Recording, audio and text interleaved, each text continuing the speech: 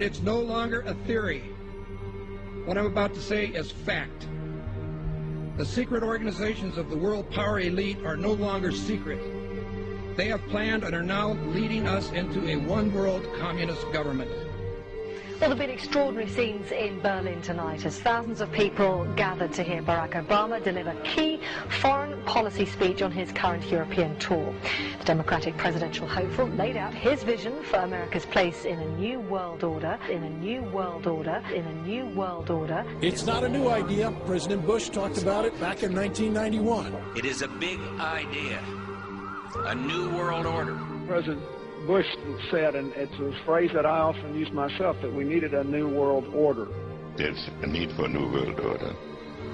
I call upon all states to join ranks in order to found the new world order of the 21st century. We have before us the opportunity to forge for ourselves and for future generations a new world order. When we are successful, and we will be, we have a real chance at this new world order. And people talked then, in 1990, of a new world order. And the question for us is how we meet and master all these challenges to ensure that Britain enhances its competitiveness in the process and realizes what I believe is our destiny of success in this new world order. So, in conclusion, ladies and gentlemen, a new world is emerging. It is a new world order with significantly different and radically new challenges for the future. And people better understand that they mean exactly what they're saying. It's a new world order they're trying to create, and they're trying to do so not only without approval or consent of the governed in this country, but despite the popular will. This is a straightforward assault by the elitists in this country.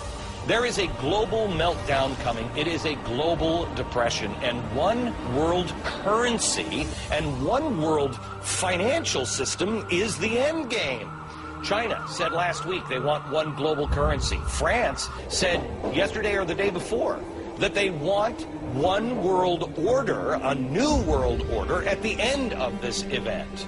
Gordon Brown will today call on fellow world leaders to seize the opportunity created by the worldwide economic crisis to create a truly global society. The Prime Minister will use a high-profile speech in the City of London to say that Britain, the US and Europe should join together to create a new, stronger and more just world order.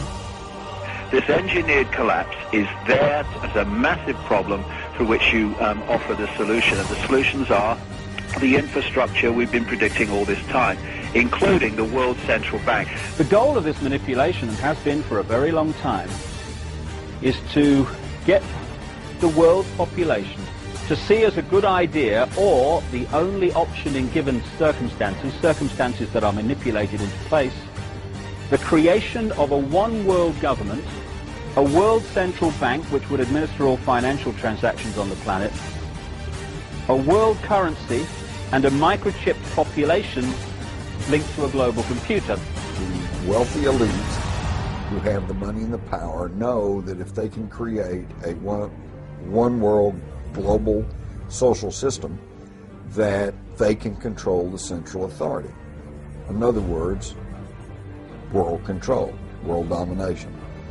One of the oldest desires in the history of the world. There's a very, very clear-cut and easily identifiable system in place that puts all of these elements, from media control to government control to energy control, together into one apparatus working together effectively towards its final goal, which is, global control. Because of the compartmentalized pyramids that they've constructed within all these institutions of government and finance and corporations, the vast majority of people who are daily making contributions to push the world in this towards this Orwellian global state have no idea that they're doing that, because they don't know how their contributions fit in with everyone else's. Only the few at the top do.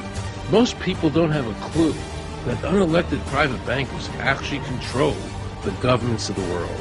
There is this cozy little myth that is perpetuated between politicians and the media. The media report the world as if presidents and prime ministers are the final arbiters and decision makers in the world. which means that the people above the level of presidents and prime ministers that really make the decisions, they're never looked at or exposed by the mainstream media because they're not accepted to exist. The central bankers of the world are working together to create a one-world government. The global police state is sinister as anything George Orwell ever wrote about, where every person on the planet Earth will have an RFID chip implanted. It is the first implantable microchip for humans that has multiple security, financial, and healthcare applications. More than 100 law enforcement officials in Mexico are having microchips implanted in their arms. The chips allow a person to be scanned, sort of like a cereal box at the supermarket. Just like the microchips implanted in the necks of dogs and cats, allowing lost pets to be identified, this glass capsule can do the same for humans. A chip in everybody would be the universal monetary system par excellence, because there'd be no escape from it, and you'd be totally under the control of those who issue the electronic impulses in that chip. The problem throughout human society is that the good men and women do nothing. They don't want power. They don't want control. They want to lead a leisurely life. They want to spend time with their family. They want to lead simple lives. But we are forced throughout society, throughout history, and throughout human time to stand up against bullies. And many times we stand up before it's too late. And we reverse the course of tyranny. But more often than not, we don't stand up in time, and horrible things have to happen first, so decadent societies learn why liberty and freedom is so precious. If you think you don't like the situation now, then think what you're going to face a little way down the road, and more than anything, think of what your children are going to have to face. Because you think we live in a controlled society now, this is nothing compared with what they are going to have to live in.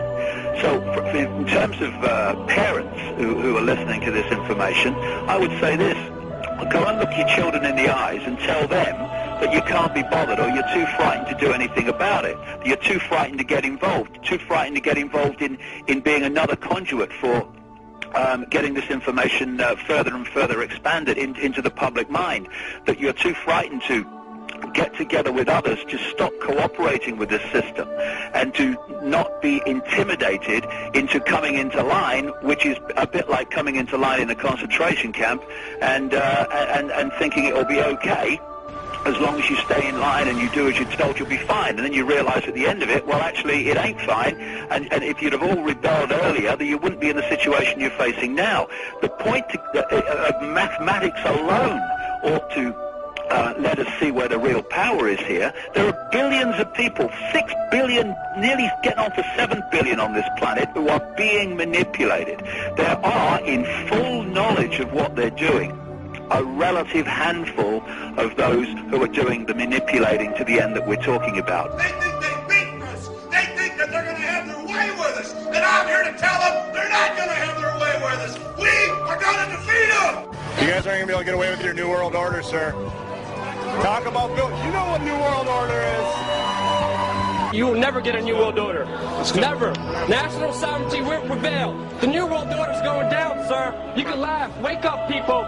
Wake up. Research the New World Order. This is important. Look it up. Investigate it. Your New World Order